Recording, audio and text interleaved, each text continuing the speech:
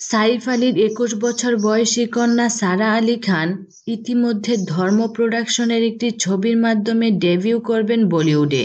বলিউড মহল থেকে বলা হচ্ছে, পরিচালক করণ জোহরের হাত ধরে ইন্ডাস্ট্রিতে সারা আলী খান আসছেন। কিন্তু সাইফ কোনোভাবেই চান না তার মেয়ে দ্বিতীয় আলিয়া ভাট হিসেবে তৈরি হোক।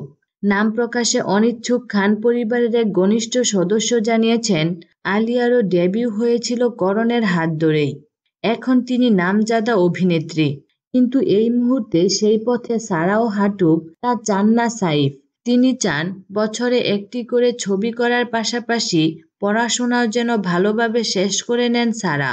তবে বাবা হিসেবে তিনি মেয়ের ইচ্ছের বিরুদ্ধে যেতে চান না।